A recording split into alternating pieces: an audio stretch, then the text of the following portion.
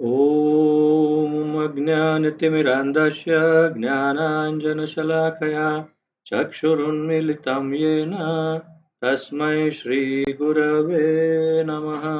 श्रीचैतन्यमनोभीष्टं स्थापितं येन भूतले स्वयं रूप कदा मह्यं ददाति स्वपदान्तिकं। वन्देऽहं श्रीगुरुं श्रीयुतपदकमलं श्रीगुरून् वैष्णवांश्च श्रीरूपं साग्रजातं सहगण रघुनाथान्वितं तं सजीवं साद्वैतं सावधूतं परिजनसहितं कृष्णचैतन्यदेवं श्रीराधाकृष्णपादान् सहगण ललिता श्रीविशाखान्वितांश्च। हे कृष्ण करुणा सिन्धो दीनबन्धो जगत्पते गोपेश गोपिकान्त राधाकान्त नमोऽस्तुते। तप्त कांचन गौरांगी राधे वृंदावनेश्वरी वृषभानुसुते देवी प्रणमामि हरिप्रिये। वाञ्छाकल्पतरुभ्यश्च कृपा सिन्धुभ्य एव च पतितानां पावनेभ्यो वैष्णवेभ्यो नमो नमः। अनन्तकोटि वैष्णववृन्द की जय। नमः ओं विष्णुपादाय कृष्णप्रेष्ठाय भूतले श्रीमते जयपताका स्वामिन् इति नामिने। नमो आचार्यपादाय निताय कृपाप्रदायने गौरकथाधामदाय नगरग्रामतारिणे। नमः ओं विष्णुपादाय कृष्णप्रेष्ठाय भूतले श्रीमते भक्तिवेदांत स्वामिन् इति नामिने। नमस्ते सारस्वते देवे गौरवाणी प्रचारिणे निर्विशेष शून्यवादी पाश्चात्य देशतारिणे। जय श्री कृष्ण चैतन्य प्रभु नित्यानंद श्री अद्वैत गदाधर श्रीवासादि गौर भक्त वृंद। हरे कृष्ण कृष्ण कृष्ण हरे हरे हरे राम राम राम हरे हरे। हरे कृष्ण कृष्ण कृष्ण हरे हरे हरे राम राम राम हरे हरे। हरे कृष्ण कृष्ण कृष्ण हरे हरे हरे राम राम राम हरे हरे।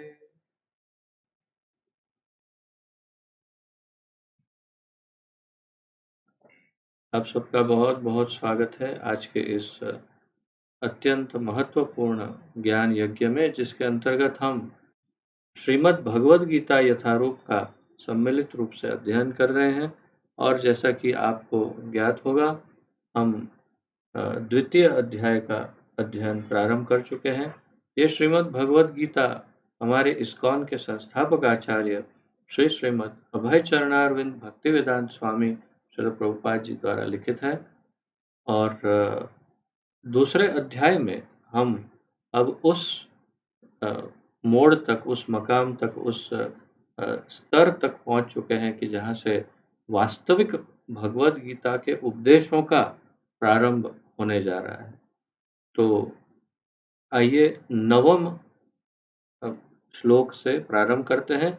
11वें श्लोक से भगवान का उपदेश प्रारंभ हो जाएगा।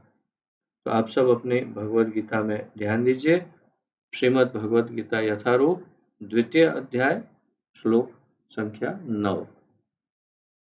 और एक पुनरावर्तन ये भी कर लें कि आपने देखा कि किस प्रकार अर्जुन संपूर्ण रूप से विषाद योग में ग्रसित हैं, बहुत ज़्यादा दुखी हैं।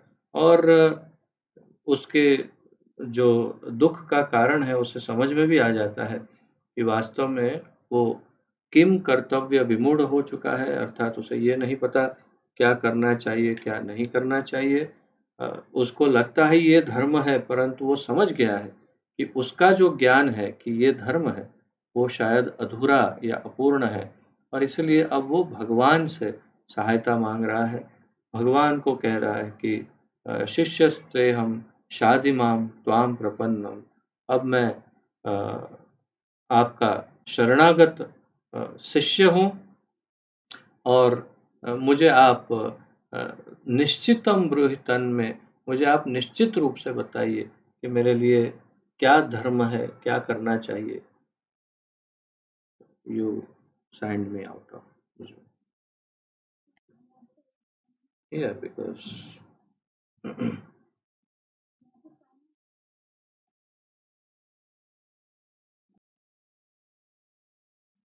तो भगवान को अर्जुन ने जो पूछा, तो भगवान ने पहले तो उन्हें डांट लगाई कि भाई तुम बहुत बड़ी बड़ी ये क्या कहते हैं, बड़ी गलती कर रहे हो। ये ऐसे समझते हो कि तुम जो समझ रहे हो वो सही है, लेकिन ये सब उसे काफ़ी कुछ 2 वाक्यों में, अर्थात 4 वाक्यों में, 2 श्लोक में उन्हें समझाते हैं कि तुम सही नहीं डिसीजन ले रहे हो, तुम्हारा ये डिसीजन बिल्कुल गलत है, कि तुम्हें इस प्रकार अ, बिल्कुल हताश, निराश नहीं होना चाहिए। और एक तुम जिसे नपुंसक की भांति तुम ये तय करके बैठ गए हो कि मुझे युद्ध नहीं करना।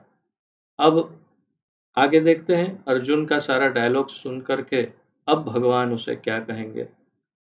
तो नवम अध्याय में नवम श्लोक में संजय कहते हैं, एवमुक्त्वा ऋषिकेशं गुडाकेशः परन्तपः न योत्स्य इति गोविन्दम् उक्त्वा तूष्णीं बभूवः।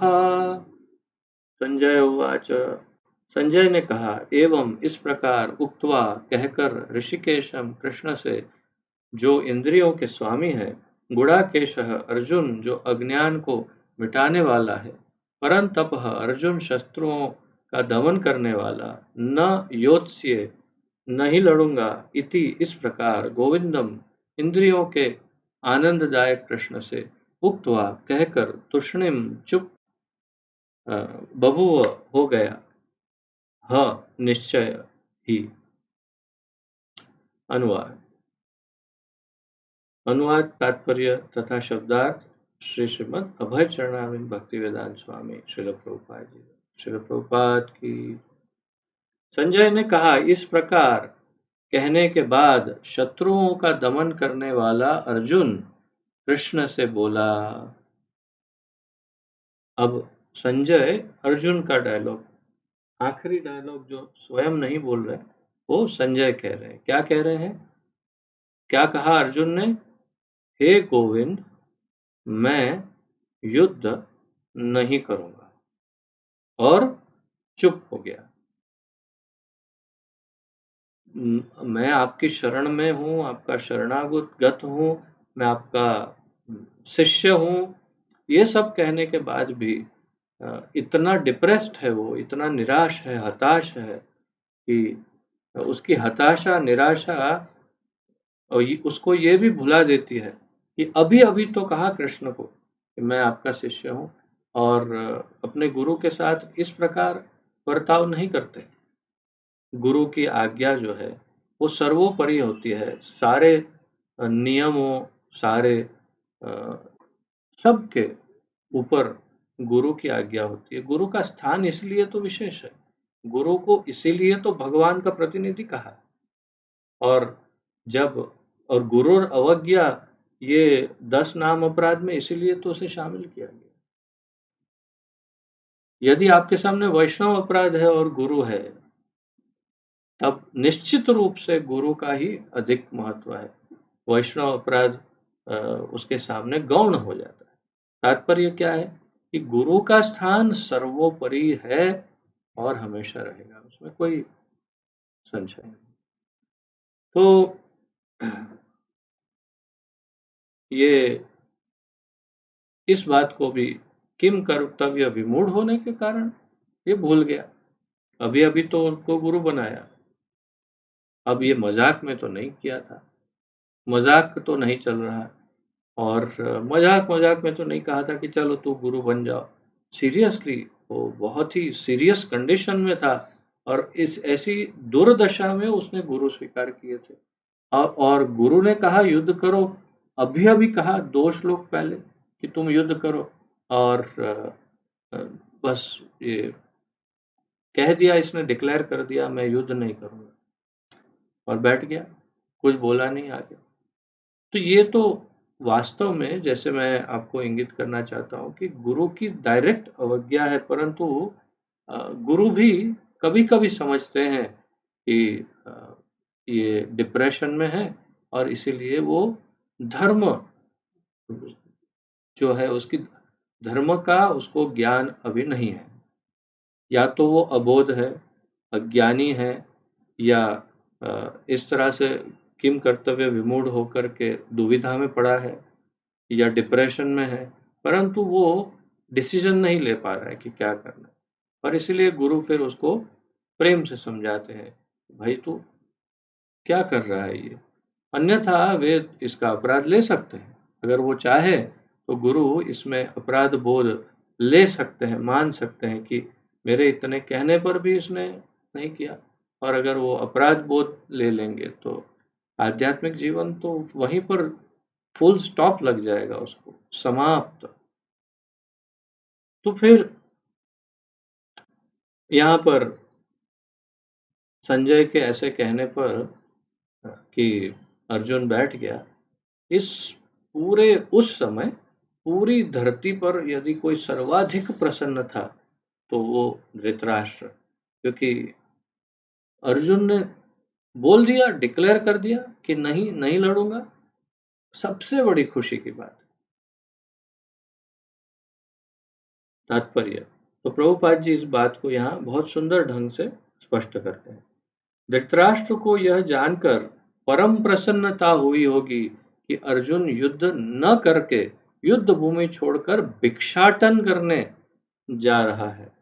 भिक्षाटन अर्थात भीख मांगने। तो धृतराष्ट्र ने सोचा भी होगा, एक अच्छा वाला सोने का कटोरा हम ही बनवा देंगे कि उसमें ही भिक्षा मांग सके। इतना बड़ा, अरे क्या, इतना इतना बड़ा ब्रेकिंग न्यूज कि अर्जुन ने भीख मांगने का। बहुत खुशी है, बहुत खुशी। प्रभुपाद जी वही कह रहे हैं। और किंतु संजय ने उसे पुनः यह कहकर निराश कर दिया कि अर्जुन अपने शत्रुओं को मारने में सक्षम है। कैसे कहा? ऐसा तो कुछ यहाँ श्लोक में नहीं है, परंतु उन्होंने श्लोक में कहा गुड़ाकेशः परंतपः। तो गुड़ाकेश किसका नाम है हम जानते हैं, जिसने नींद को जीत लिया है, जिसने अज्ञान को जीता है, अर्जुन। और परंतपः, परंतप अर्थात जो शत्रुओं को तपा सकता है या उसका नाश कर सकता है, उनको हरा सकता है। तो ये शब्द कह करके प्रभुपाद का ऐसा मत है कि ये कह करके, परंतप कह करके उसने फिर धृतराष्ट्र को थोड़ा दुखी कर दिया कि भले ये बैठ गया है लेकिन अभी भी है तो परंतप।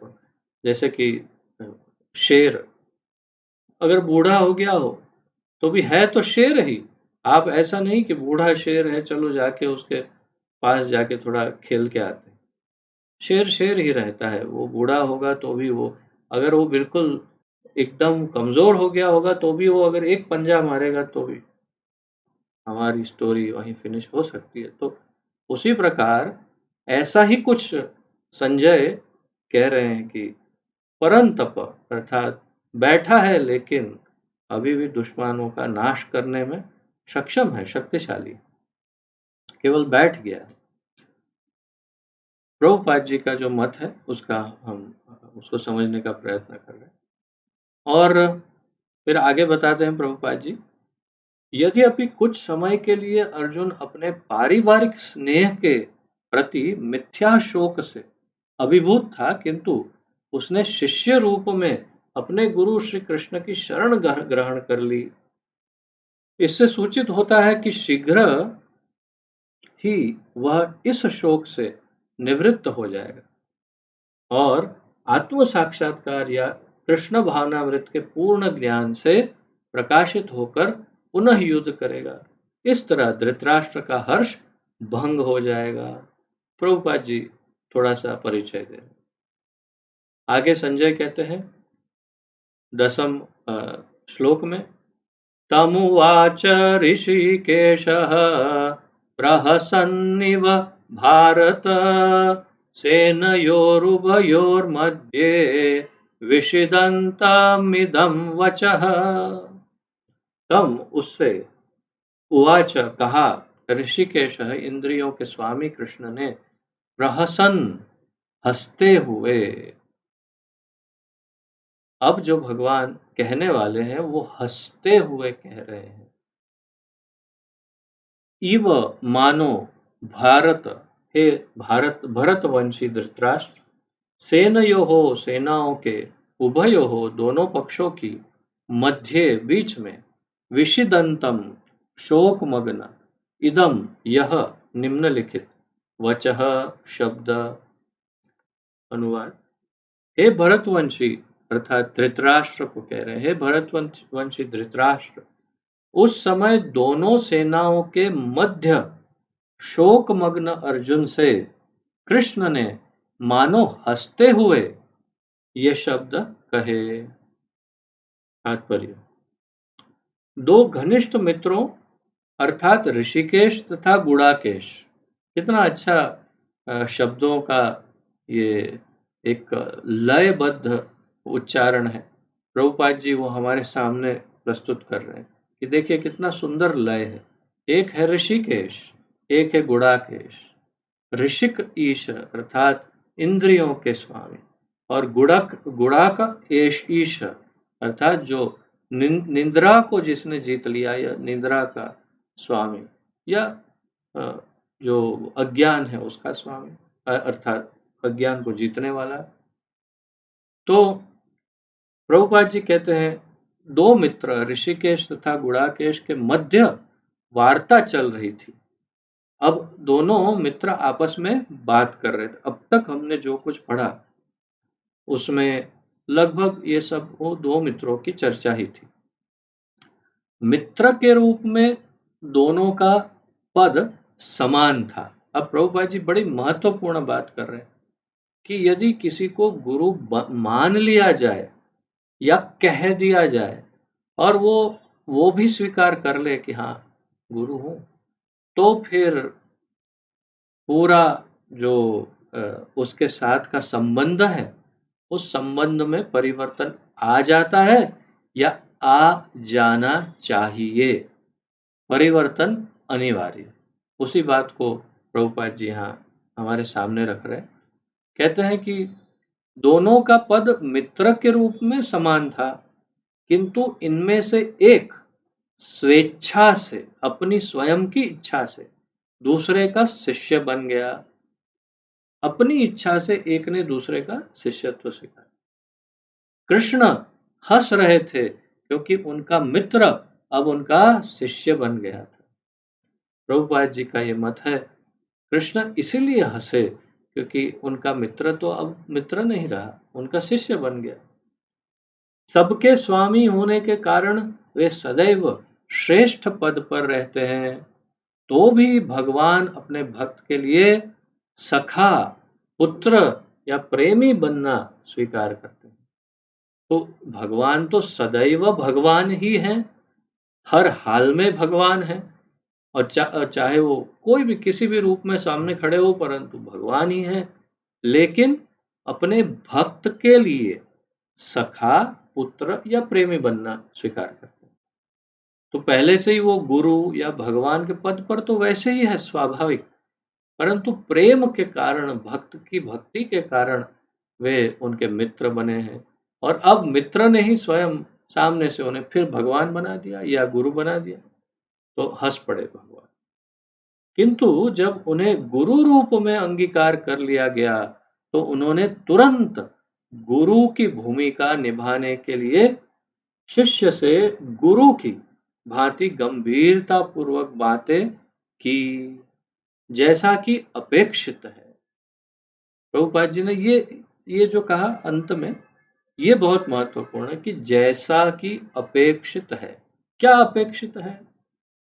जब कोई किसी को गुरु स्वीकार करे तो ये अपेक्षित है कि शिष्य उनके साथ संपूर्ण सम्मान और उनके एक एक आज्ञा का पालन करने के लिए सज्ज हो, और अन्यथा अगर आज्ञा पालन नहीं करे तो उनके परिणामों के लिए भी तैयार हो, भयानक परिणामों के लिए। और सामने की तरफ गुरु अपनी जो भी अगर मजाक या आनंद, ये वो एक फ्रेंड के जैसे बिहेव कर रहे हैं, तो वो गंभीर हो जाए, और गंभीर होकर के उस शिष्य का उद्धार कैसे हो उसकी चिंता और चिंतन करने में लग जाए गुरु। तथापि योग्य मार्गदर्शन और योग्य उन्हें समय समय पर जो भी ज्ञान प्रदान करना है वो प्रदान करते रहे। तो गुरु का अपना रोल वहां से स्टार्ट होता है और वहीं से शिष्य का अपना रोल स्टार्ट होता है। गंभीरता बड़ी आवश्यक है उसमें। अगर सीरियस नहीं, गंभीर नहीं लेंगे तो फिर वो गुरु और वो शिष्य का रिलेशन जो है वो फलीभूत नहीं होगा।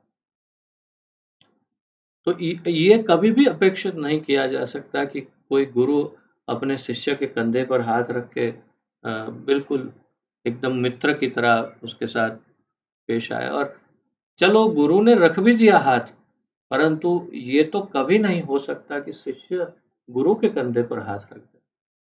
ये एक सामान्य उदाहरण है। ऐसे तो कई शिष्टाचार हैं, आप सब बड़े ज्ञानी हैं, जानते हैं, ये सब अध्ययन हो चुका है कि कैसा व्यवहार करना है गुरु के साथ। तो यहाँ पर प्रभुपाद जी यही कह रहे हैं कि जब उन्हें गुरु रूप में अंगीकार कर लिया गया तो उन्होंने तुरंत गुरु की भूमिका निभाने के लिए शिष्य से गुरु की भांति गंभीरता पूर्वक बातें की, जैसा कि अपेक्षा की जा सकती है, अपेक्षित है। ऐसा प्रतीत होता है कि गुरु तथा शिष्य की यह वार्ता दोनों सेनाओं की उपस्थिति में हुई, जिससे सारे लोग लाभान्वित हुए। प्रभुपाद जी ऐसा मानते हैं कि इन दोनों की बातों से सबको फायदा हुआ, ऐसा लग रहा है। अतः भगवत गीता का संवाद किसी एक व्यक्ति, समाज या जाति के लिए नहीं, अपितु सबके लिए है और उसे सुनने के लिए शत्रु या मित्र समान रूप से अधिकारी है। प्रभुपाद जी ने बहुत बड़ी बात की। प्रभुपाद जी का मत है कि ये परम ज्ञान को सुनने का अधिकार सबको एक समान है, यहाँ तक कि शत्रु और मित्र को भी, दोनों को एक समान अधिकार है। और इसीलिए सेनयोर उभयोर मध्य, दोनों सेनाओं के मध्य में खड़े हैं और वहां से बोल रहे हैं। तो प्रभुपाद जी का ऐसा मत है कि दोनों सेनाएं सुन रही। अब सज्ज हो जाइए, तैयार हो जाइए, बिल्कुल रेडी हो जाइए। अब वास्तविक भगवत गीता का जो उपदेश है, भगवत गीता का जो वास्तविक उपदेश है, अर्थात कि भगवान द्वारा, वो अब हम प्रारंभ करने जा रहे हैं।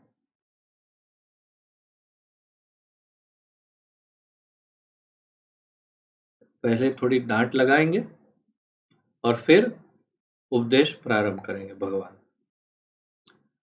2.11 श्री भगवानुवाच अशोच्यानन्वशोचस्त्वं प्रज्ञावादांश्च भाषसे गतासु न गतासूंश्च नानुशोचन्ति पंडिताः। मैं फिर से पढ़ता हूँ। श्री भगवान उवाच अशोच्यानन्वशोचस्त्वं प्रज्ञावादांश्च भाषसे गतासु न गतासूंश्च नानुशोचन्ति पंडिताः। श्री भगवान उवाच, ये गाने में ही इतना आनंद आता है, सुनने में ही इतना आनंद आता है। जब मैं नया नया, आप में से कुछ भक्तों की तरह बिल्कुल नया नया इस्कॉन में जुड़ा था, दुबई में था, जब अकेला रहता था, और इंटरनेट से या किसी भक्त से मैंने पूरी भगवत गीता का जो गान है, वो अर्थात श्लोक बोलना, उसका रिकॉर्ड मैंने कहीं से प्राप्त किया। और मुझे अभी स्मरण है कि मैं कई बार जब घर में, ऑफिस के बाद घर पे आता और फिर घर में भगवत गीता के श्लोक का ये टेप बजाना आरंभ करता। लगभग 3-3.5 घंटे लग जाते उसमें, तो मेरी शाम उसमें निकल जाती और मैं सुनता रहता और इतना अंदर से एक दिव्य आनंद की अनुभूति होती और एक ऐसी शांति की अनुभूति होती। वो उस शांति को मैं कभी नहीं भूल सकता, क्योंकि सामान्य रूप से ऐसी शांति का अनुभव कभी नहीं होता, परंतु भगवत गीता सुनने पर एक अद्वितीय शांति का अनुभव होता है। ठाकुर जी की अपनी वाणी है, अपने प्रिय भक्त के लिए उनका जो स्नेह है, वो स्नेह इसमें है, और इसीलिए शांति तो आनी। तो मैं कई बार सुनता था इसको, इसलिए मुझे अभी भी बोलने में या सुनने में बड़ा आनंद आता है। श्री भगवान उवाच, श्री भगवान ने कहा, अशोच्यान, जो शोक के योग्य नहीं है, अनवशोचः, शोक करते हो, तुम प्रज्ञावादन, प्रज्ञावादान अर्थात पांडित्य पूर्ण बातें, च भी, भाष्य से कहते हो, गत, चले गए, रहित, असून, प्राण, अगत, नहीं गए, असुन, प्राण, च भी, न, कभी नहीं, अनुशोचंती, शोक करते हैं, पंडिताः, विद्वान लोग। अनुवाद। श्री भगवान ने कहा, तुम पांडित्य पूर्ण वचन कहते हुए उनके लिए शोक कर रहे हो जो शोक करने योग्य नहीं है। जो विद्वान होते हैं वे न तो जीवित के लिए न ही मृत के लिए शोक करते हैं। तो इस पर थोड़ा सा मंथन करते हैं, फिर तात्पर्य में अधिक ज्ञान प्राप्त करते हैं। श्री भगवान ने कहा, भगवान ने क्या कहा? तुम पांडित्य पूर्ण वचन कहते हो, और तो तुम पांडित्य अर्थात तुम बहुत, अब हमने सुना कितना सारा ज्ञान दे दिया अर्जुन ने, पहले अध्याय से लेकर फिर वापस दूसरे अध्याय में भी कितना सारा ज्ञान दे दिया अर्जुन ने। धर्म का ज्ञान, ये करना चाहिए, ये नहीं करना चाहिए, ऐसा नहीं करना, वैसा करना, ये करो, वो इससे ऐसा होगा, इसका फल ऐसा मिलेगा, धर्म का ये बहुत सारा ज्ञान। और भगवान कहते हैं तुम बड़े पंडित की तरह बात कर रहे हो, पर उनके लिए शोक कर रहे हो जो शोक करने के योग्य नहीं है। तो भगवान ने एक लाइन में बहुत स्पष्ट ही कर दिया कि भीष्म पितामह हो या द्रोणाचार्य हो या पूरी कुरुसेना क्यों ना हो, इसमें से कोई भी शोक करने योग्य नहीं है। क्यों शोक करने योग्य नहीं है? क्योंकि तो सब लोग बहुत बुरे हैं? नहीं, उनका अर्थ ये नहीं कि ये सब बुरे हैं, खराब है, इसलिए उनके लिए शोक। वो ये कहना चाहते हैं कि ये शरीर है ही नहीं, ये सारे शाश्वत जीवात्मा है। इसके बाद वाले श्लोक में बताएंगे। और इसीलिए उनके लिए शोक करने का कोई अर्थ नहीं, क्योंकि ये कोई मरने वाले नहीं। और यहाँ पर कह रहे हैं जो विद्वान है वे न तो जीवित के लिए न ही मृत के लिए शोक करते हैं। विद्वान किसी के लिए तो शोक करते होंगे ना, तो कौन कौन है? या तो जीवित है या मृत है, दोनों के बीच में तो कोई है नहीं। कोई बीच में कोई आधे में हो कि अभी पूरा मरा नहीं, अभी पूरा जिया नहीं, ऐसा कोई हो, ऐसा तो, अर्थात ये अनर्थ, ये अनावश्यक चर्चा है। मूल रूप से या तो कोई जीवित है या कोई मर गया। और विद्वान ना जीवित के लिए और ना मरे हुए के लिए शोक करते हैं। अब भाई ऐसा क्या है विद्वान में, ऐसा उसको क्या ज्ञान मिल गया कि वो किसी के लिए शोक ही नहीं करता? तो वही तो ज्ञान अब भगवान प्रदान करने वाले हैं, अब देने वाले। तो तात्पर्य में देखते हैं प्रभुपाद जी क्या कहते हैं। भगवान ने तुलना, क्षमा करेगा, भगवान ने तत्काल गुरु का पद संभाला और अपने शिष्य को अप्रत्यक्षतः मूर्ख कहकर डांटा। डांटा, ये शब्द स्पष्ट है, डांटा। गुरु को डांटने का अधिकार है। अन्य अन्य एक माता पिता और गुरु, इनको ही धर्म ने, हमारे शास्त्रों ने, वेदों ने डांटने का अधिकार दिया है। डांटने का अधिकार और किसी को सामान्य रूप से नहीं है। तो यहाँ पर जैसे ही उन्होंने गुरु पद संभाला, तुरंत उनको डांटा। डांटा अर्थात दंड।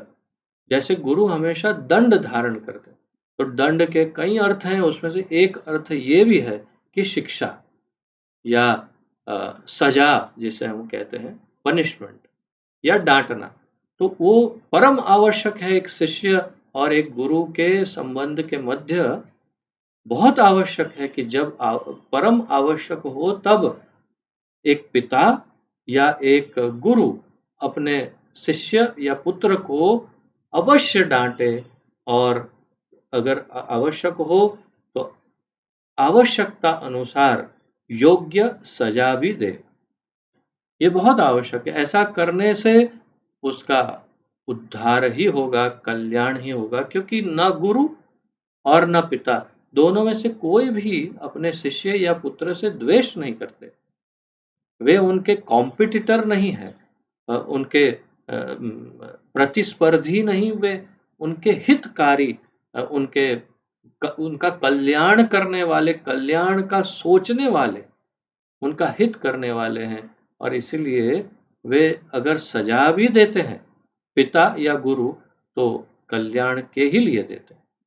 तो इस बात में यहाँ पर यह स्पष्ट हो रहा है कि भगवान ने तुरंत देखा कि मेरा शिष्य गलत बात कर रहा है, और इसलिए पहले ही डांट लगा करके प्रारंभ किया।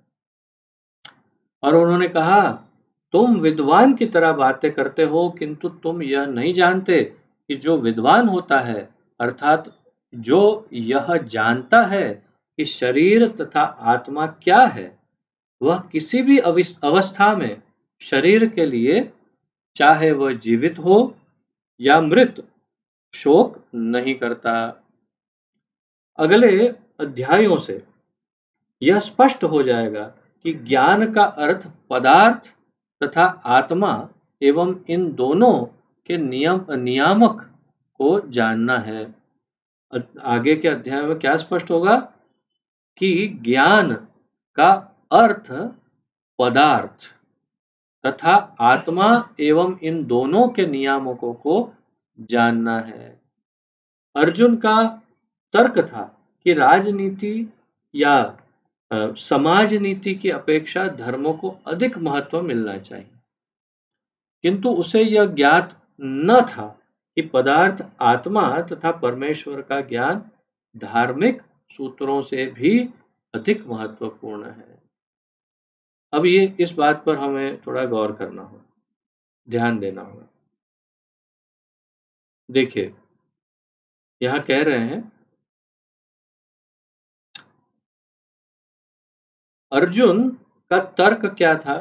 राजनीति या समाज नीति की अपेक्षा, अर्थात उसकी तुलना में, उसकी कंपैरिजन में धर्म को अधिक महत्व मिलना चाहिए। राजनीति या समाज नीति की तुलना में धर्म अधिक महत्वपूर्ण, किंतु उसे यह ज्ञात न था कि पदार्थ, आत्मा तथा परमेश्वर का ज्ञान धार्मिक सूत्रों से भी अधिक महत्वपूर्ण है। तो प्रभुपाद जी यहाँ पर क्या बताना चाहते हैं? समाज, राजनीति, उससे अधिक महत्वपूर्ण धर्म है, परंतु धर्म से अधिक महत्वपूर्ण आत्मा और परमात्मा का ज्ञान, या तो परमेश्वर का ज्ञान, ये धर्म से भी अधिक महत्वपूर्ण है। अर्थात आत्म साक्षात्कार धर्म से ऊपर है, और आत्म साक्षात्कार के ऊपर है परमेश्वर या परमात्मा साक्षात्कार, भगवत साक्षात्कार कहते हैं। तो वो सर्वोपरि है, उससे ऊपर कुछ नहीं। अगर हम भगवत साक्षात्कार की ओर बढ़ रहे हैं, तो फिर हमें कोई चिंता की बात नहीं, कुछ धर्म की, इसकी उसकी, अर्थात वो सब थोड़ा बहुत प्लस माइनस चल जाता है। क्योंकि हम सर्वोच्च कार्य कर रहे हैं। प्रभुपाद जी यही इंगित करना चाहते हैं। और कहते हैं कि चूंकि उसमें इस ज्ञान का अभाव था, ये ज्ञान स्पष्ट नहीं था अर्जुन को, अतः उसे विद्वान नहीं बनना चाहिए था। तो देखिए, इसका प्रमाण उसने स्वयं दिया। उसने स्वयं कहा कि कार्पण्य दोष अपहृत स्वभाव, तो मैं अपने कृपण दोष के कारण मैं अब धर्म सम्मूढ़ चेता, मैं बिल्कुल अपने क्या करना है क्या नहीं करना है उसमें मैं बिल्कुल कंफ्यूज हो गया। तो ये प्रमाण है कि उसे कंफ्यूजन हुआ।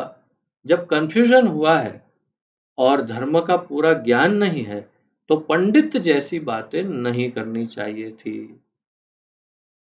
पहले उसने बड़ा पांडित्य झाड़ा, बहुत सारी पंडित जैसी बातें की, अब सही भी लग रही थी और सही थी भी वैसे तो, परंतु उसके दृष्टिकोण में, अर्जुन के दृष्टि अर्थात अर्जुन को ध्यान में रखते हुए वो बातें गलत थी। सामान्य रूप से वो बातें सही थी। तो जब धर्म का स्पष्ट ज्ञान नहीं हो तो पांडित्यपूर्ण बातें नहीं करनी चाहिए, ये कहना चाहते हैं यहाँ प्रभुपाद जी। और चूंकि वह अत्याधिक विद्वान नहीं था, इसलिए वह शोक के सर्वथा अयोग्य वस्तु के लिए शोक कर रहा था।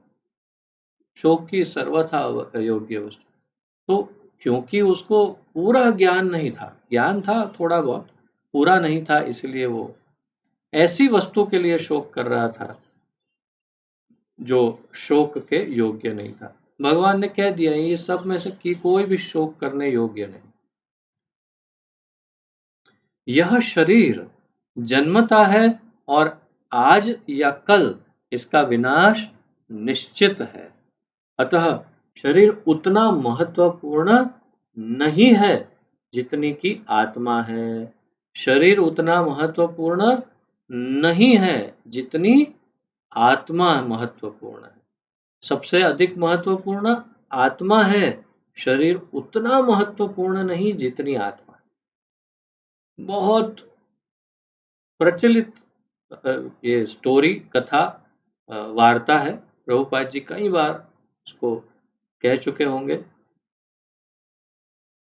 स्टोरी क्या, साधारण उदाहरण है कि आपके पास यदि, वैसे वैसे वो तो कथा के रूप में कहते हैं, पर आपके पास यदि एक सोने का, स्वर्ण का पिंजरा है और एक सामान्य चिड़िया है, वो चिड़िया उस पिंजरे में आपने रखी है और आपने पिंजरा घर में रखा है, रोज देखते हैं और बड़े खुश होते हैं, प्रसन्न होते हैं, क्या बढ़िया पिंजरा है, चिड़िया है अंदर।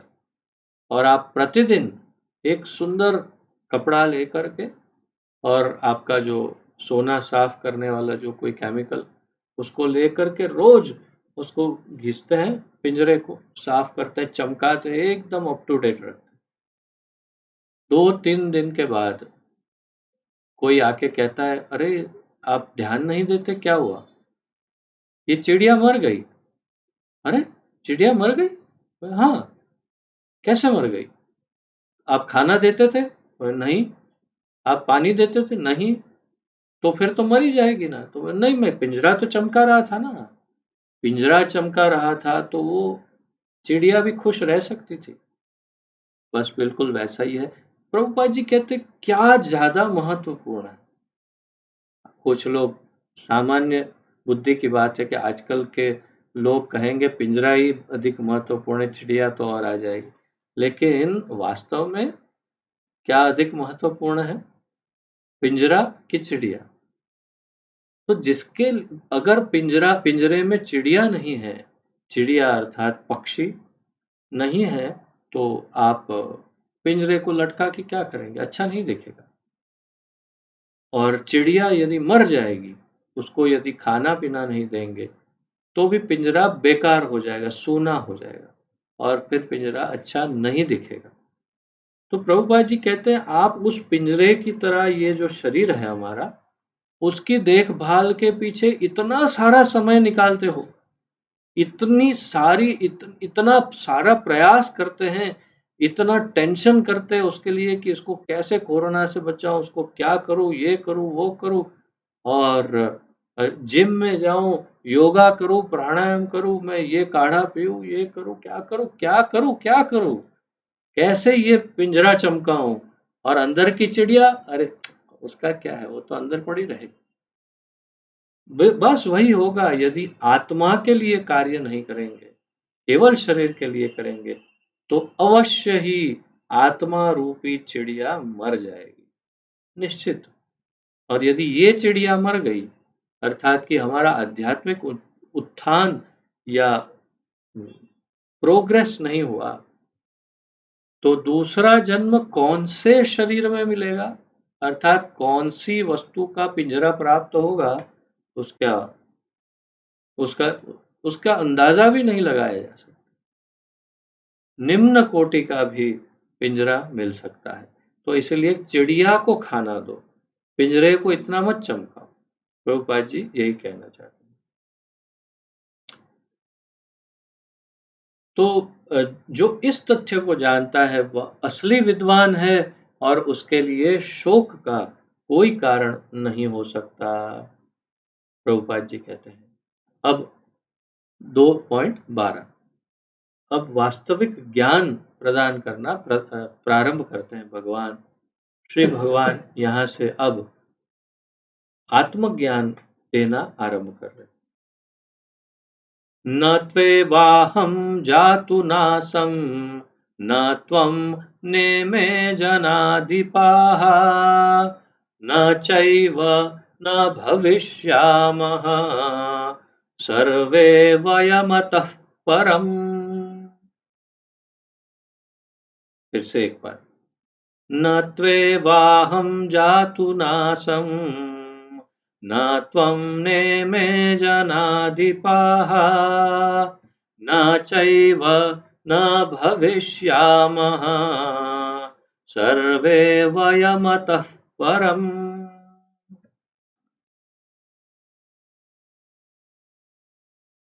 न नहीं, तू लेकिन, एव निश्चय ही, अहम मैं, जातु किसी काल में, न नहीं, आसम था, न नहीं, त्वम तुम, न नहीं, इमे ये सब, जन अधिपाहा राजागण, न कभी नहीं, च भी, एव निश्चय ही, न नहीं, भविष्यामः रहेंगे, सर्वे वयम हम सब, अतः परम इससे आगे। अनुवाद, ऐसा कभी नहीं हुआ कि मैं, अर्थात भगवान कह रहे हैं, मैं न रहा हूं, ऐसा पहले कभी नहीं हुआ कि मैं न रहा हूं, या तुम न रहे हो, अथवा ये समस्त राजा न रहे हो, और न ऐसा ही कि भविष्य में हम लोग नहीं रहेंगे। यह हिंदी अनुवाद ठीक नहीं है, इसमें कुछ गड़बड़ है। तो और न ऐसा कभी भविष्य में होगा कि हम लोग कभी नहीं रहेंगे, अर्थात पहले भूतकाल में ऐसा कभी नहीं हुआ कि मैं भगवान, तुम अर्जुन और ये सारे राजा या जो भी सामने खड़े हैं वो सारे नहीं रहे हो, और आगे भी भविष्य में ऐसा कोई समय नहीं होगा जब इनमें से कोई ना हो, सब होंगे, मैं, तुम और ये सब। तात्पर्य, वेदों में कठोपनिषद में तथा श्वेताश्वतर उपनिषद में भी कहा गया है कि जो श्री भगवान असंख्य जीवों के कर्म तथा कर्म फल के अनुसार उनकी अपनी अपनी परिस्थितियों में पालक हैं, वही भगवान अंश रूप में हर जीव के हृदय में वास कर रहे हैं। केचित केचित स्वदेहांतर हृदयावकाशे, किसी भी देह के अंतर हृदय में जो जगह है वहां पर रहते हैं। कौन? प्रादेश मात्रम पुरुषम वसंतम, परमात्मा रूप में किसी भी देह के हृदय में, हृदयावकाश, एकदम स्पष्ट जगह बताइए कहाँ रहते हैं, उसमें कोई डाउट नहीं है, हृदय में ही रहते हैं भगवान। तो जहां पर प्रभुपाद जी यही कह रहे हैं कि अनुवाद, ये तात्पर्य में समझा रहे हैं कि वह भगवान अंश रूप में हर जीव के हृदय में वास कर रहे हैं। केवल साधु पुरुष जो एक ही ईश्वर को भीतर बाहर देख सकते हैं, पूर्ण एवं शाश्वत शांति प्राप्त कर पाते हैं। जो साधु पुरुष भगवान को अंतर और बाहर दोनों जगह उनके दर्शन कर सकते हैं, वही शांति प्राप्त कर सकते हैं। और फिर कठोपनिषद का ये श्लोक प्रभुपाद जी यहाँ लिखते हैं, द्वितीय स्कंद द्वितीय अध्याय का 13वां श्लोक है, 2.2.13।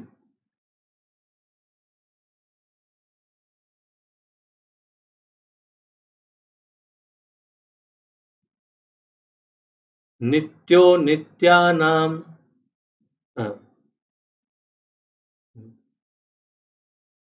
नित्यो नित्यानां चेतनश्चेतनानाम् एको बहुनाम यो विदधाति कामान।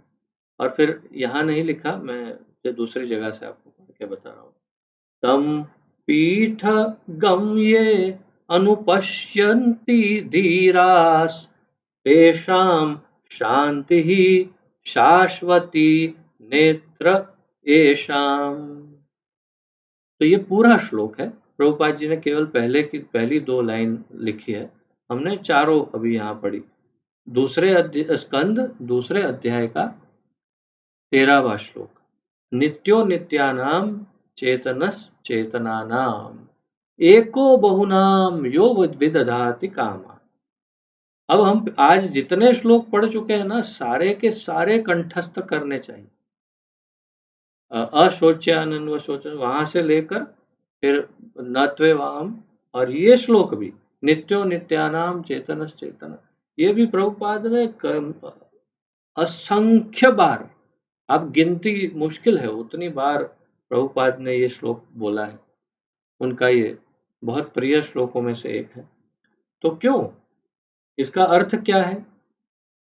प्रभुपाद जी ने थोड़ा सा अर्थ पूर्व में बताया, फिर श्लोक बताया, और फिर सीधा तात्पर्य को आगे बढ़ा दिया। इसलिए मैंने सोचा थोड़ा आपको अर्थ विस्तरित करते हैं। तो यहाँ पर नित्यो नित्यानाम, जितने भी नित्य हैं उन सब में सबसे बड़ा नित्य अर्थात जीवात्मा सब नित्य है। कोई जीवात्मा कभी मरने वाला नहीं, हमेशा जीवात्मा शाश्वत रूप से रहता है। और उन सारे जीवात्मा या तो जितने भी नित्य हैं, उन सब नित्यों में एक बड़ा नित्य है जो उनके जैसे ही हमेशा रहता है। चेतनस चेतनानाम, जो सभी प्रकार के चेतना युक्त या चेतन जो जो भी है, शरीर या देहधारी, उन सभी चेतना युक्त में सबसे अधिक चेतना से युक्त या सर्वोपरि चेतन एक व्यक्ति है जो सबसे बड़ा नित्य भी है और सबसे अधिक चेतनावान है। एको बहुनाम, तो इसका अर्थ प्रभुपाद जी ऐसा करते हैं एको बहुनाम का, कि वो एक है परंतु अनेक रूपों में विस्तरित हो करके, जैसे हरेक हृदय में परमात्मा स्वरूप में स्थित है। तो एक है परंतु सभी जगह एक ही समय सभी जगह व्याप्त है, सबके हृदय में परमात्मा रूप में। और अगर उससे अधिक सोचे तो अणु अणु में भी वही निवास करता है। तो एको बहुनाम यो विदधाति कामान, सबकी कामनाओं की पूर्ति करने का कार्य भी उसी व्यक्ति का है। सभी के, सभी जितने जीव हो, सबकी कामना पूर्ति का कार्य एक ही व्यक्ति कर रहा है। और फिर आगे इसमें बताया, जो बुद्धिमान है वो उसे भजता है और उसको भजने से अंततोगत्वा उसके परम धाम को प्राप्त कर सकता है, दूसरे प्राप्त नहीं कर सकते हैं। तो ये श्लोक में क्या हमें महत्वपूर्ण क्या है, तो भगवान का परिचय दिया कि भगवान सबसे बड़े चेतन भी हैं, वो हमेशा नित्य रहते हैं और एक होकर सभी के हृदय में भी हैं, और फिर भी सभी का भरण पोषण, सबकी कामनाओं की पूर्ति ये भगवान ही कर सकते हैं। तो ये था कठ उपनिषद। और श्वेताश्वतर उपनिषद में भी है, प्रभुपाद जी कहते हैं कठ उपनिषद में 2:2-13। आगे पढ़ते हैं तात्पर्य प्रभुपाद जी का। जो वैदिक ज्ञान अर्जुन को प्रदान किया गया, वही विश्व के उन समस्त पुरुषों को प्रदान किया जाता है जो देखिए, जो वैदिक ज्ञान अर्जुन को प्रदान किया गया, वही विश्व के उन समस्त पुरुषों को प्रदान किया जाता है। कौन? जो विद्वान होने का दावा तो करते हैं, किंतु जिनकी ज्ञान राशि न्यून है। तो जो ऐसे विद्वान है, हाँ ठीक है विद्वान, परंतु ऐसे उनका ज्ञान थोड़ा कम है, पूर्ण ज्ञानी नहीं, ऐसे थोड़े विद्वानों को यह ज्ञान दिया जाता है ताकि वो पूर्ण ज्ञानी हो और फिर शांत हो जाए। भगवान यह स्पष्ट कहते हैं कि वे स्वयं अर्जुन तथा युद्ध भूमि में एकत्र सारे राजा शाश्वत प्राणी हैं और इन जीवों की बद्ध तथा मुक्त अवस्थाओं में भगवान ही एकमात्र उनके पालक हैं। भगवान स्पष्ट कहते हैं, क्या कहते हैं कि मैं, तुम और ये सारे राजा जो है शाश्वत प्राणी, शाश्वत प्राणी हैं। अब वास्तव में यहाँ पर इस पूरे वाक्य में 2 जगह पर थोड़ी सी गलती है अनुवादक की, जो मुझे दिखाई दी। शाश्वत प्राणी लिखा है यहाँ पर, परंतु प्रभुपाद जी ने ऐसा शब्द इस्तेमाल किया, उन्होंने कहा ये सब शाश्वत है, तो हम शाश्वत जीव कह सकते हैं। तो ये सारे जितने भी एकत्रित हुए हैं, वास्तव में सब शाश्वत जीवात्माएं हैं। शाश्वत का क्या अर्थ है? जो हमेशा हमेशा हमेशा के लिए हो, जिसका कभी नाश ना हो, उसे शाश्वत कहते हैं। तो ये शाश्वत है सब। और यहाँ कहा है तथा मुक्त अवस्थाओं में भगवान ही एकमात्र उनके पालक हैं। मुक्त अवस्था में केवल भगवान ही उनके पालक हैं। तो उनका पालन पोषण कौन कर रहे हैं? भगवान ही कर रहे हैं। तो जैसे अभी अभी कठोपनिषद में पढ़ा, बिल्कुल वही बात। एको विदधाति काम, एको बहुनाम यो विदधाति कामान, एको बहुनाम यो विदधाति कामान। एक है परंतु बहुनाम, सबकी कामनाओं पूर्ति करते हैं। तो यहाँ भी यही कह रहे हैं कि मुक्त अवस्था में भगवान ही एकमात्र उनके पालक हैं और भगवान मुक्त है सदैव। भगवान परम पुरुष हैं तथा भगवान का चीर संगी अर्जुन एवं वहां पर एकत्र सारे राजागण शाश्वत पुरुष हैं। तो भगवान परम पुरुष है, एक परिचय। भगवान जीव नहीं है, भगवान ने ये कहा मैं, तुम और ये सब राजा। भगवान ने ऐसा नहीं कहा कि हम सब जीवात्मा, ऐसा नहीं कहा, बल्कि आगे तो एकदम ही स्पष्ट कह ही देते हैं कि वे सर्वेश्वर है।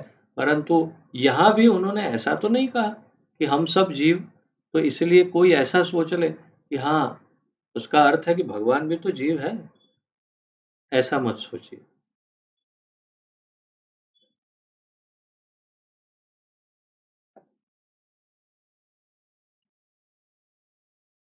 और फिर कहते हैं भगवान परम पुरुष है तथा भगवान का चीर संगी। चीर संगी का क्या अर्थ है? नित्य संगी। नित्य अर्थात हमेशा हमेशा हमेशा का साथी, संगी। उसका अर्थ ये भी है कि भगवान जिस लोक में, जिस ब्रह्मांड में, जहां पर जो जहां लीला कर रहे हैं, वहां वहां अर्जुन उनके साथ हमेशा होता है, तो वो उनका चीर संगी है।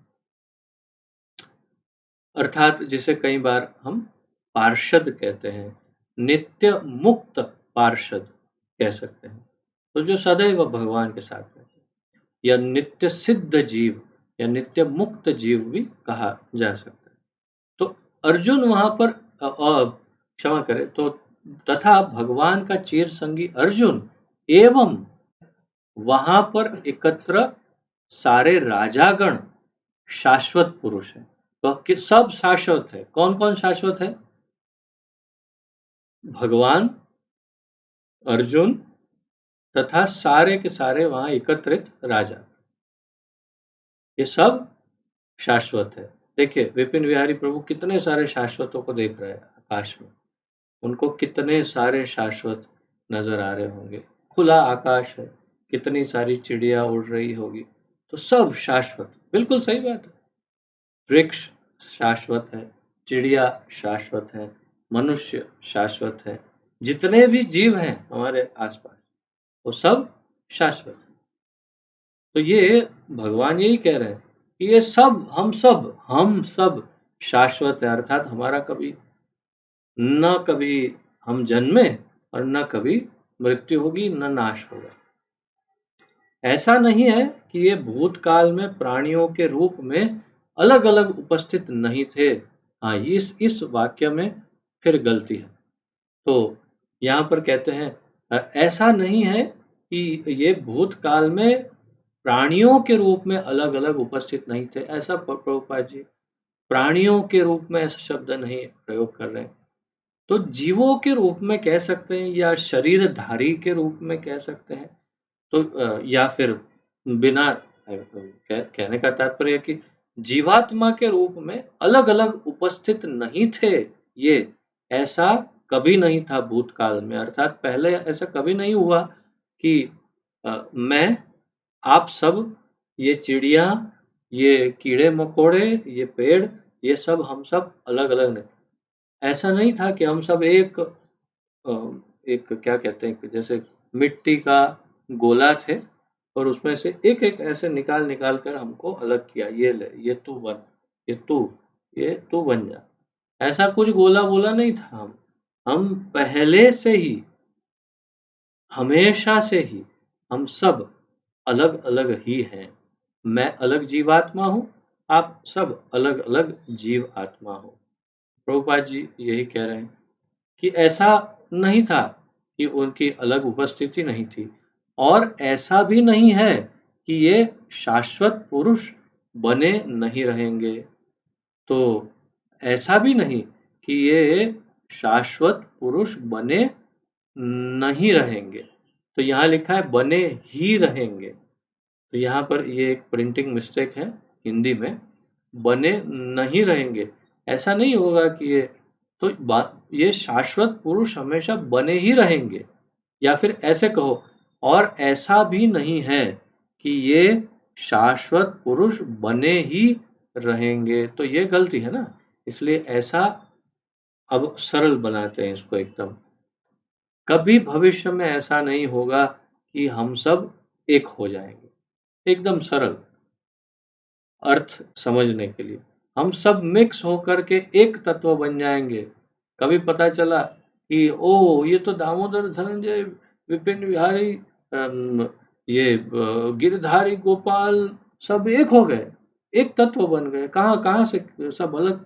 ऐसा कभी नहीं हो रहा, कभी नहीं होगा ऐसा। हमेशा हमेशा हम अलग रहेंगे, इतना स्पष्ट यहाँ कहा जा रहा है। अतः उनका अस्तित्व भूतकाल में था और भविष्य में निर्बाध रूप से बना रहेगा। तो ये एकदम स्पष्ट हो गया, हम सब पहले थे और हमेशा रहेंगे और अलग ही रहेंगे। अतः किसी के लिए शोक करने की कोई बात नहीं है। शोक क्यों करना है? मरने ही वाले नहीं तो शोक कैसे करना? शोक किसके लिए करते हैं? अभी मर जाएगा तो शोक करेंगे। हम शरीर मर जाता है शोक करते हैं, परंतु व्यक्ति तो नहीं मरता। प्रभुपाद जी अपने लेक्चरों में कई बार कहते हैं कि आपके पिताजी मृत अवस्था में आपके सामने पड़े हैं और वो आदमी जिसके पिताजी है वो रो रहा है, तो उसको पूछो क्यों रो रहा है, तो कहेगा मेरे पिताजी नहीं रहे। तो अरे मूर्ख, कौन कहता है तेरे पिताजी नहीं रहे? ये सामने है वो कौन है? और नहीं, पिताजी पिताजी नहीं है। तो पिताजी नहीं है तो ये कौन है सामने जो लेटा है? वो नहीं, वो तो उनका शरीर है। हाँ तो फिर पिताजी कहाँ है? तो पिताजी शरीर छोड़ के चले गए। अब चले गए हैं ना, मर तो नहीं गए हैं, तो रोता क्यों है? पिताजी शरीर छोड़कर चले गए हैं, मर नहीं गए हैं। मर तो ये शरीर गया है जिसको उन्होंने धारण किया हुआ था। तो तेरा पिता अभी तक जीवित है और पहले भी था और हमेशा हमेशा के लिए जीवित ही रहेगा, तो रोता क्यों है? उठ। प्रभुपाद जी ऐसे कहते कई बार लेक्चरों में कि तुम्हारा पिता मरा नहीं, उसने केवल शरीर छोड़ा है। इसलिए जो मरा हुआ है वो शरीर है, और यदि तुम इसी शरीर को पिता मानते हो तो वो कहीं नहीं गया, तुम्हारे सामने ही है। तुम क्यों रो रहे हो? पकड़ो उसको। ये धारणा। तो यह अब जो चर्चा आरंभ होने वाली है, वास्तव में ये मायावाद के ऊपर प्रभुपाद जी यहाँ से प्रहार करना प्रारंभ करते हैं। हमने अनेक ग्रंथों का सम्मिलित रूप से अध्ययन किया है, ब्रह्म संहिता और कई ईशोपनिषद आदि, जो और विशेष रूप से चैतन्य महाप्रभु का शिक्षामृत, उसमें भी हमने मायावाद का बड़ा खंडन देखा। ब्रह्म संहिता में हमने श्री भक्ति सिद्धांत सरस्वती ठाकुर द्वारा मायावाद का खंडन सुना, और प्रभुपाद जी यहाँ पर इसी श्लोक के तात्पर्य से मायावाद का खंडन प्रारंभ करते हैं। और वैसे हमारी आपस में जो आप सब सुनते आए हैं, आपके लिए ज़्यादा नया नहीं, परंतु शायद आने वाली पीढ़ियाँ ये सब रिकॉर्डिंग सब सुने तो उनके लिए एक नया परिचय होगा। फेसबुक पर भी काफ़ी भक्त अभी ऑनलाइन देख रहे होंगे। तो ये मायावादी सिद्धांत की मुक्ति के बाद, मायावादी सिद्धांत, यह मायावादी सिद्धांत की मुक्ति के बाद आत्मा माया के आवरण से पृथक होकर निराकार ब्रह्म में लीन हो जाएगा और अपना अस्तित्व खो देगा। यहाँ पर परम अधिकारी भगवान कृष्ण द्वारा पुष्ट नहीं हो पाता। प्रभुपाद जी कहते हैं कि वो ज्ञान जो मायावादी कर देते हैं, क्या ज्ञान देते हैं कि एक जीव जब मुक्ति या मोक्ष प्राप्त करता है तो वो ब्रह्म में लीन हो जाता है, ब्रह्म में एक तत्व हो जाता है, भगवान बन जाता है, भगवत तत्व में मिल जाता है। अर्थात कि जैसे चीनी दूध में मिलाओ तो फिर चीनी नहीं रहती, दूध मीठा हो जाता है, तो मिल जाती है चीनी, घुल जाती है। ऐसा मायावादी कहते हैं कि भगवान में हम घुल मिल जाते हैं। परंतु भगवान स्वयं तो ऐसा नहीं कहते। सिर्फ आप ऐसा कहते हो, भगवान तो ऐसा नहीं कहते। भगवान क्या कहते? भगवान कहते तू, मैं और हम सब हमेशा थे, है और हमेशा रहेंगे। तो अर्थात कि आपकी धारणा में कोई भारी भूल है। यहाँ मायावाद का खंडन प्रारंभ हो रहा है।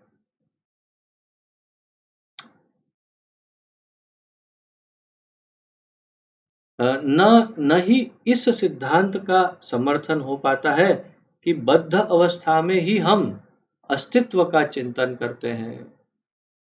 यहाँ पर कृष्ण स्पष्टतः कहते हैं कि भगवान तथा अन्यों का अस्तित्व भविष्य में भी अक्षुण्ण रहेगा। तो हम सब हमेशा रहेंगे शाश्वत,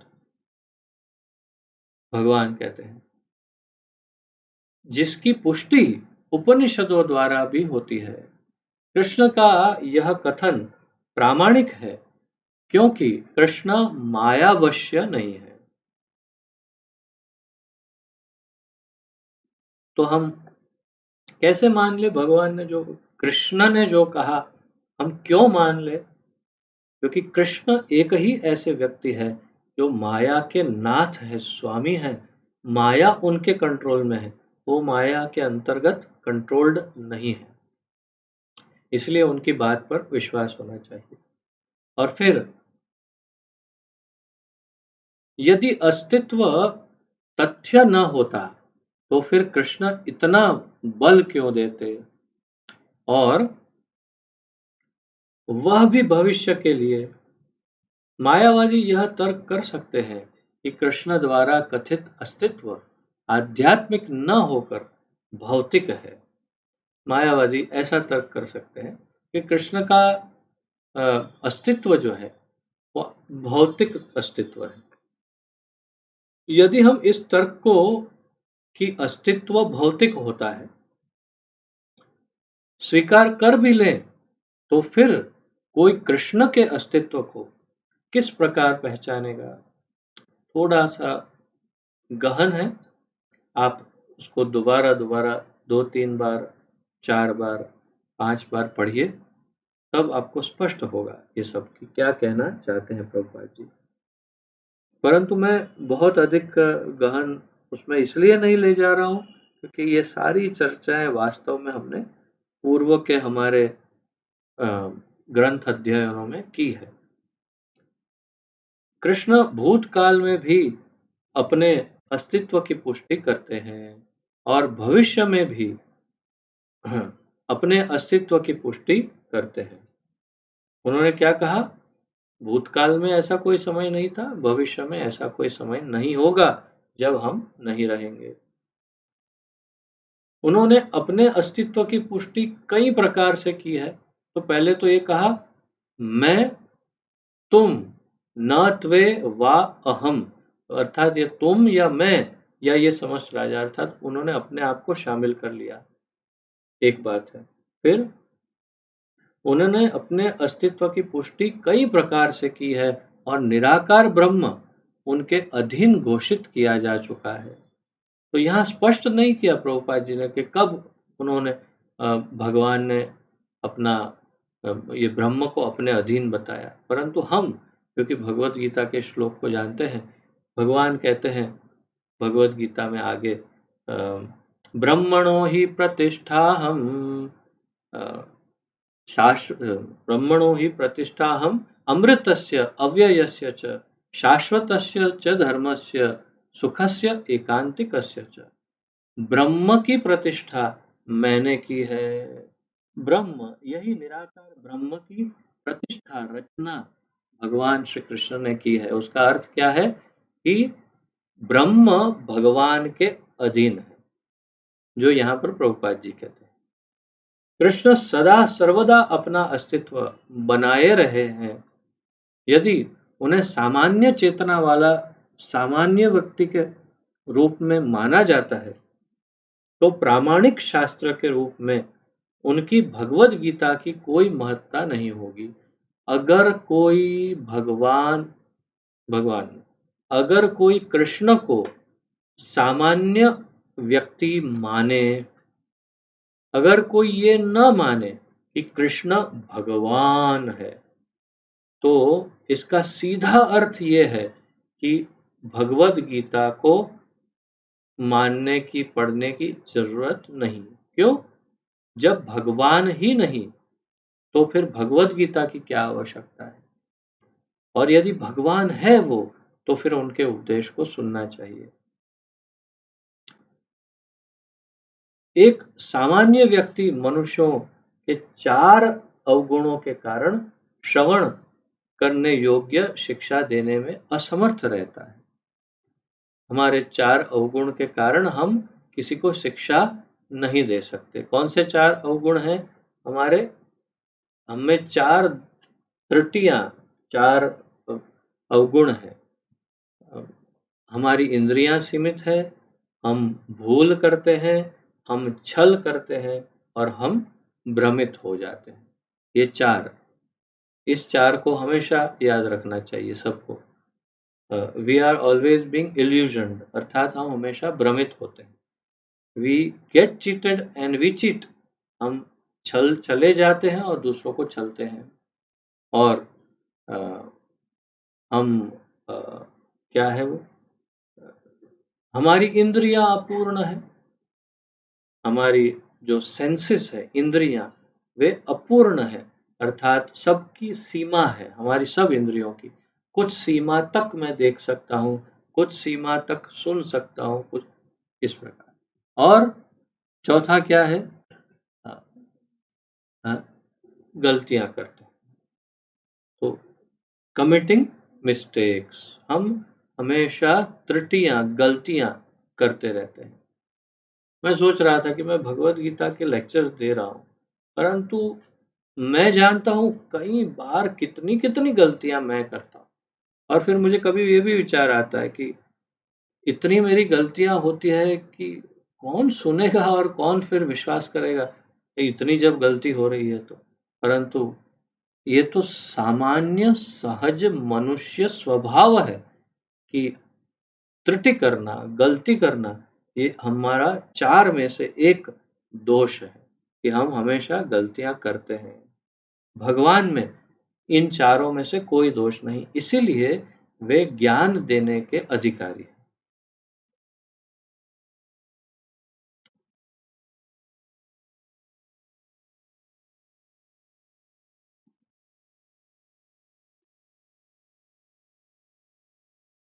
किंतु किंतु इसके पहले वाले श्लोक में ऐसी देहात्म बुद्धि की निंदा,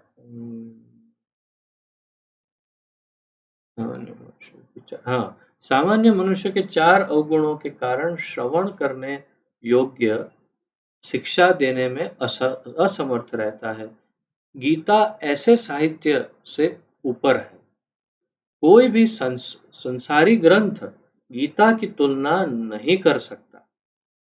श्री कृष्ण को सामान्य व्यक्ति मान लेने पर गीता की सारी महत्ता जाती रहती है।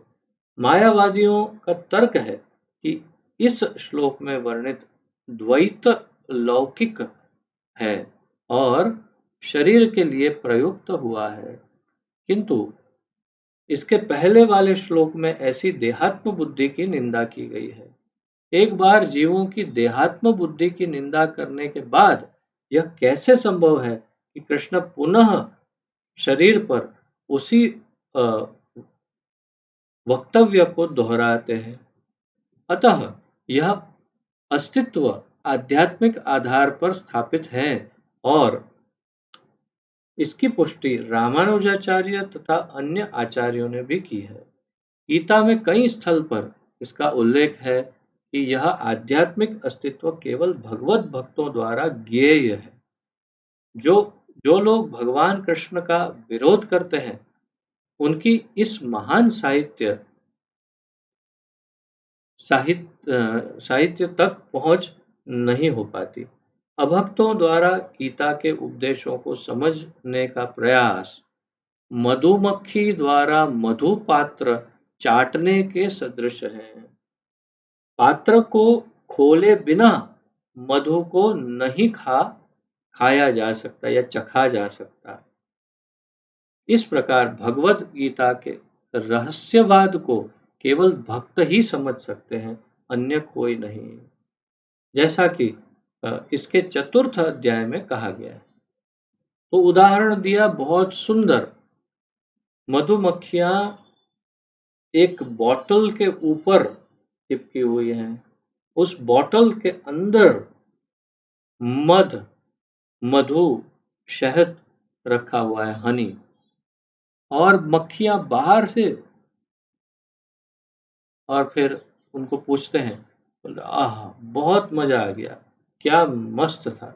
अरे बॉटल का ढक्कन खोला नहीं, ऊपर चिपकी हो तुम, तो तुम्हें कैसे मजा आ गया। तो बिल्कुल वैसी ही दशा है। तो किसकी यहाँ पर बता रहे हैं प्रभुपाद जी।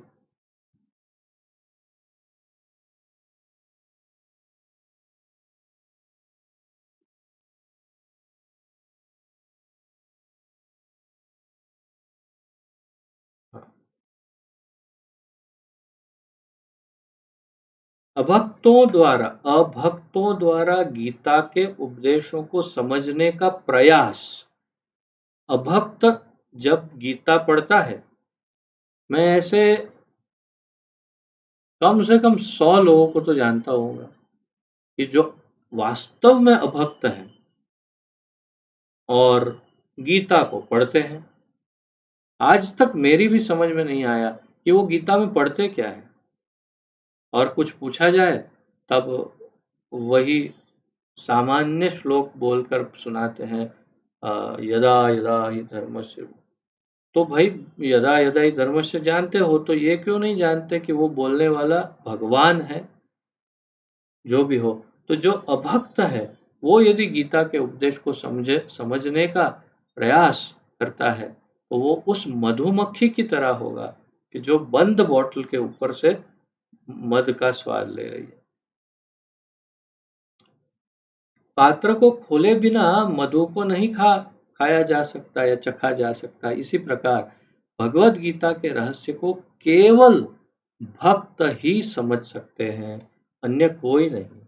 जैसा कि इसके चतुर्थ अध्याय में कहा गया है, न ही गीता का स्पर्श ऐसे लोग कर पाते हैं जो भगवान के अस्तित्व का ही विरोध करते हैं। अतः मायावादियों द्वारा गीता की व्याख्या मानो समग्र सत्य का संसार, क्षमा करें, सरा सरासर सरासर भ्रामक निरूपण है।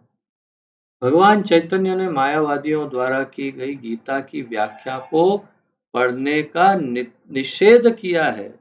महाप्रभु ने ऐसी भगवत गीता नहीं पढ़ने के लिए कहा है जो मायावादियों द्वारा लिखित हो। आप अपने हृदय में इस बात को फिक्स कर लीजिए, क्योंकि भविष्य में कई गीता सामने आ सकती है, परंतु सर्वश्रेष्ठ जगत की जो गीता है, ओरिजिनल गीता, वो तो हमारे पास है ही प्रभुपाद जी की करुणा से। और विशेष रूप से यदि मायावादी की लिखी हुई गीता हो, इसमें मायावाद का संदेश मिलता हो कि हम निराकार है, भगवान निराकार है, ये हो, तो उसे नहीं पढ़ना चाहिए, महाप्रभु ने कहा। यदि अस्तित्व का अभिप्राय अनुभवगम्य ब्रह्मांड से है तो भगवान द्वारा उपदेश देने की कोई आवश्यकता नहीं थी। आत्मा तथा परमात्मा का द्वैत शाश्वत तथ्य है और इसकी पुष्टि वेदों द्वारा होती है, जिसकी जैसा कि ऊपर कहा जा चुका है। यहाँ पर विराम लेते हैं। आगे एक एक से एक एक भारी, एक एक से एक एक कंठस्थ करने योग्य उत्तम श्लोक सारे अब यहाँ से प्रारंभ होंगे 13वें श्लोक से, जिसकी चर्चा हम कल करेंगे। तो यदि आज की इस चर्चा में किसी का कोई प्रश्न आदि हो, उत्कंठा, सुधार सुझाव आदि, तो प्रस्तुत कर सकते हैं।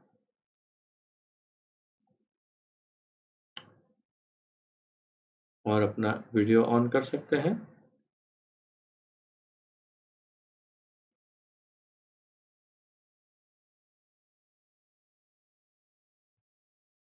किसी का कोई प्रश्न है?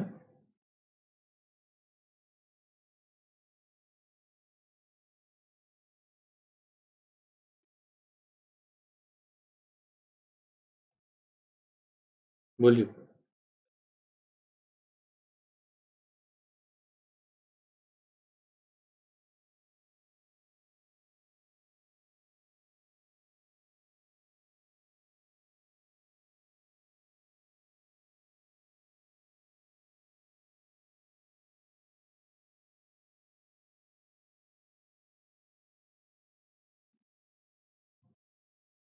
पदार्थ अर्थात स्थूल जगत, माया, प्रकृति। तो प्रकृति, जीवात्मा और परमात्मा, ये तीनों तत्वों का ज्ञान स्पष्ट हो, तभी वो जो भी मतलब जो कहना चाहते हैं वहां पर, तो यहाँ पर ऐसा अर्थ है कि अर्जुन को ये तीनों पदार्थ का, अर्थात ये तीनों का पदार्थ अर्थात स्थूल जगत या भौतिक जगत या माया, और जीवात्मा, जीव तत्व तथा परम तत्व, इसका कोई स्पष्ट ज्ञान, एकदम एकदम स्पष्ट और प्रॉपर ज्ञान शायद नहीं था, इसलिए पदार्थ शब्द का उपयोग किया।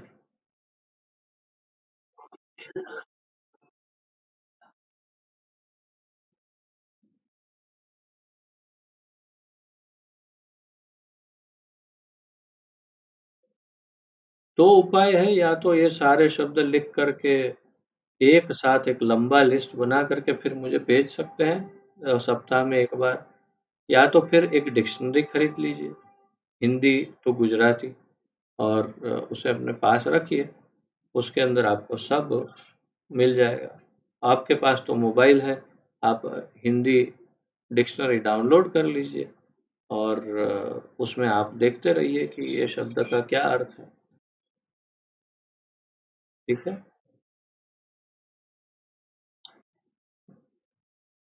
और कोई किसी का प्रश्न, कि आपके और भी है प्रश्न आगे? अच्छा, ठीक। और किसी का कोई प्रश्न है?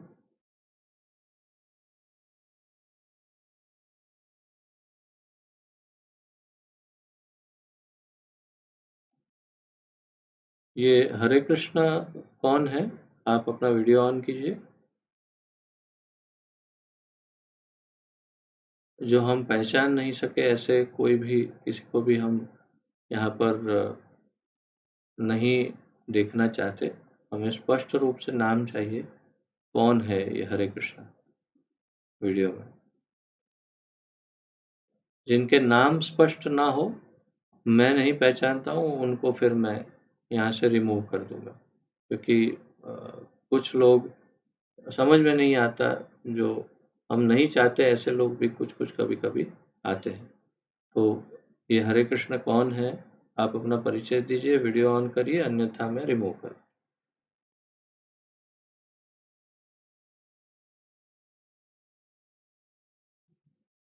3 तक गिनता हूँ। राज गिनो 3।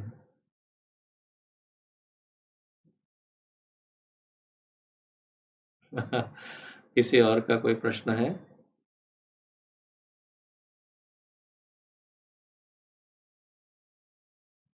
ठीक है, यदि कोई प्रश्न ना हो तो विराम लेते हैं यहाँ पर।